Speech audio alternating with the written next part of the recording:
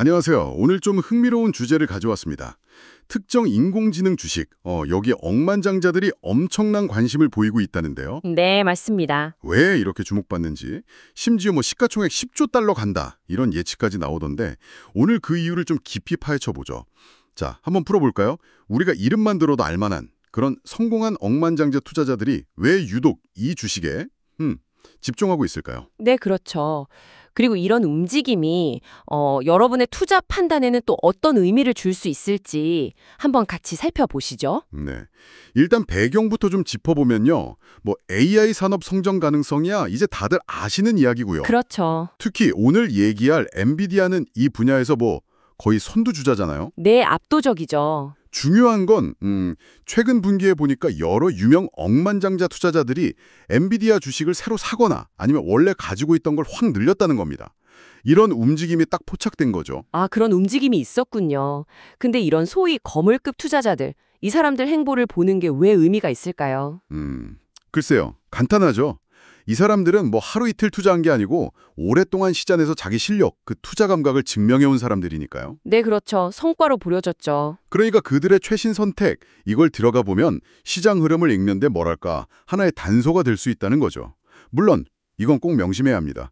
이 사람들 투자가 모든 사람한테 정답이다. 이건 절대 아니에요. 당연합니다. 각자 투자 철학 다르고 목표 다르고 또 감당할 수 있는 위험 수준도 다 다르니까요. 이건 기본 전제고요. 그럼 구체적으로 누가 있는지 한번 볼까요?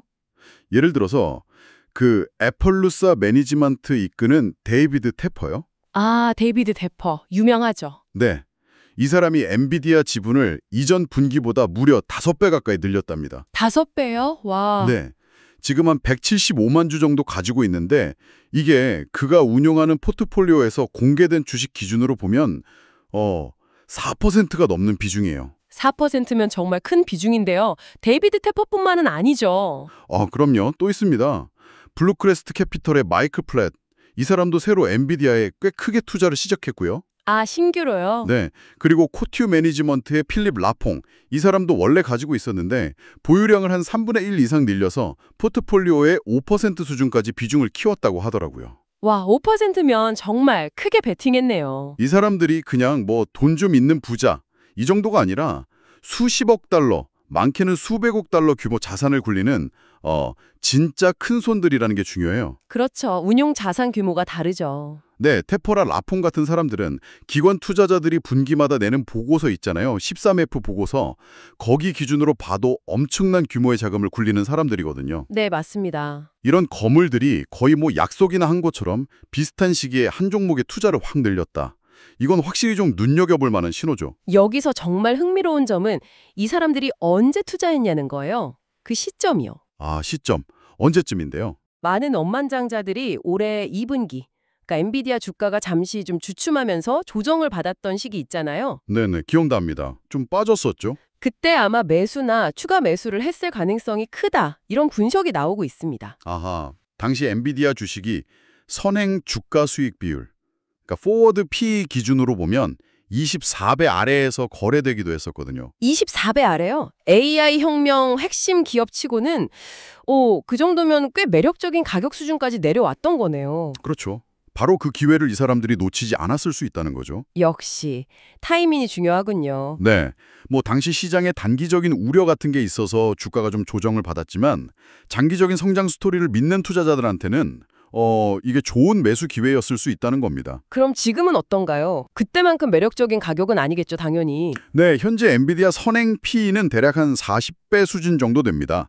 그러니까 2분기 저점보다는 확실히 높아졌죠. 40배면 싸다고 하긴 좀 어렵겠네요. 그런데 여기서 또 주목할 점이 있어요. 주가가 그동안 엄청 올랐잖아요. 네, 많이 올랐죠? 근데 이익 증가 속도가 워낙 가파르다 보니까 오히려 1년 전이랑 비교하면 밸류에이션 부담은 좀 줄었다. 이렇게 해석할 수도 있다는 거예요. 아, 이익이 더 빨리 늘어서 그런 거군요. 그렇죠. 그만큼 실적이 폭발적으로 성장하고 있다는 방증이기도 하고요. 그럼 엔비디아의 경쟁력 그리고 성장 전망 이 부분을 좀 더 자세히 봐야겠네요. 일단 AI 연산의 핵심 GPU 시장에서 거의 독점적인 지위라는 건 다 아는 사실이고요. 맞습니다. 특히 데이터 센터용 고성능 GPU 시장에서는 점유율이 90%가 넘는다는 분석이 대부분이죠. 90%요? 네, 사실상 AI 인프라 구축에 필요한 핵심 부품 공급을 엔비디아가 그냥 꽉 잡고 있는 거죠. 성장세도 정말 놀랍잖아요. 지난 몇 년간 보면 매출이 분기마다 뭐 두 자릿수, 심지어 세 자릿수 비율로 막 늘어나고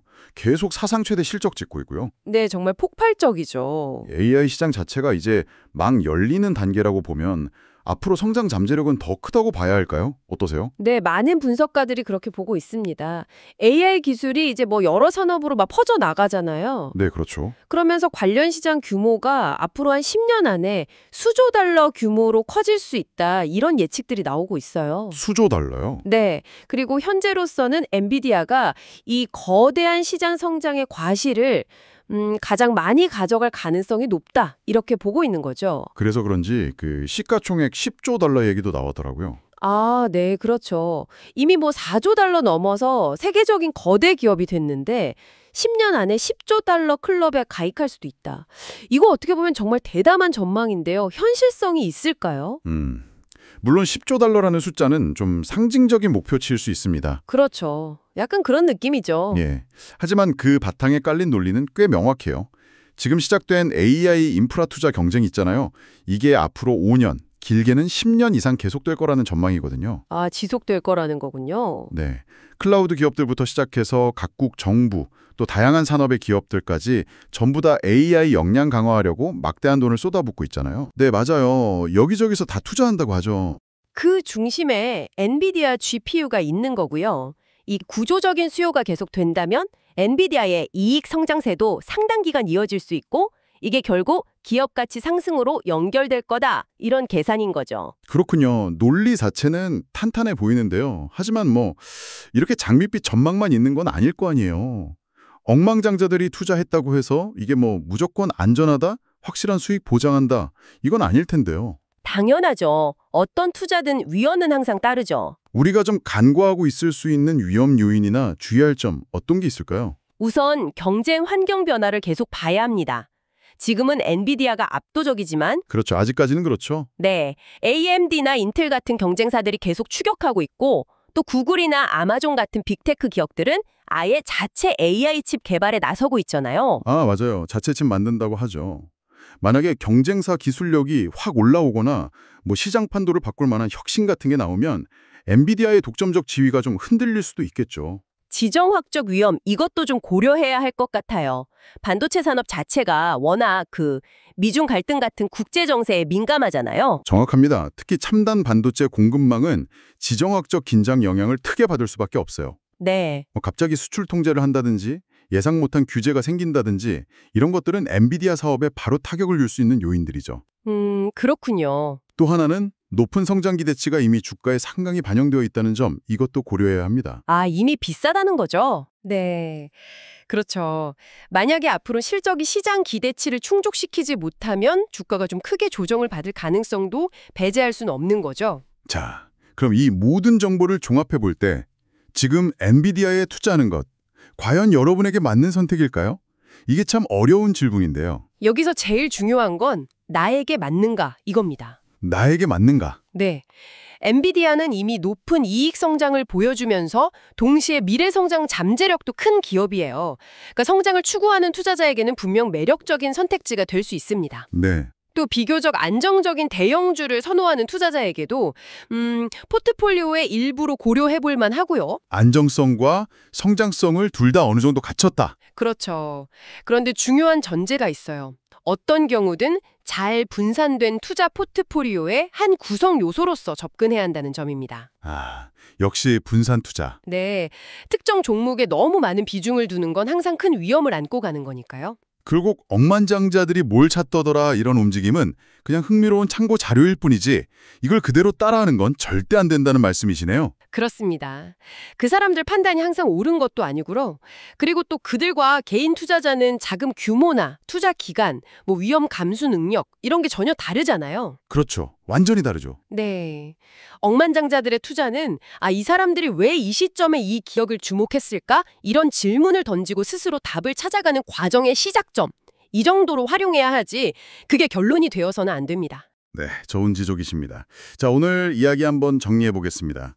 데이비드 테퍼를 비롯해서 여러 억만장자들이 AI 칩 선두주자 엔비디아에 대한 투자를 최근에 늘렸다 이런 사실을 확인했고요. 네. 그 배경에는 역시 엔비디아의 압도적인 시장 지배력, 또 폭발적인 성장세, 그리고 AI 시장의 장기적인 성장 잠재력에 대한 강한 믿음이 깔려 있었죠. 그렇죠. 심지어 시가총액 10조 달러라는 아주 야심찬 전망까지 나오고 있는 상황이고요. 네. 하지만 동시에 우리가 살펴봤듯이 경쟁 심화라든지 지정학적 위험, 또 높은 기대치에 따른 밸류에이션 부담 같은 고려해야 할 위험 요인들도 분명히 존재합니다. 맞습니다. 억만장자들의 투자는 그냥 시장의 어떤 특정 흐름을 보여주는 지표 정도로 참고하시고 최종 결정은 각자 자신의 투자 원칙 그리고 상황에 맞춰서 신중하게 내려야 합니다. 네. 단기적인 주가 등락에 너무 신경 쓰기보다는 이 기업이 가진 근본적인 경쟁력 그리고 미래 가치를 좀 냉철하게 평가하고 장기적인 관점에서 접근하는 게 중요해 보입니다. 오늘 대화를 마무리하면서 여러분께 마지막으로 좀 생각해 볼 거리를 던져드리고 싶어요. 네. 단순히 유명 투자자를 따라하는 걸 넘어서서 여러분 스스로가 생각하는 미래를 주도할 핵심 동력은 과연 무엇일까요? 좋은 질문이네요. 그리고 그 변화를 이끌어갈 기업에 대해서 여러분은 얼마나 깊이 이해하고 또 장기적인 확신을 가지고 투자할 수 있을까요? 시장의 단기적인 소음이나 변동성에 흔들리지 않고 긴 호흡으로 정말 가치를 만들어갈 기업을 알아보는 안목. 어쩌면 이게 그 억만장자들의 움직임을 분석하는 것보다 더 중요한 질문일지도 모르겠습니다. 네, 정말 중요한 포인트입니다. 여러분의 투자 여정에서 어떤 균형점을 찾아가실지 한번 깊이 고민해 보시면 좋겠습니다.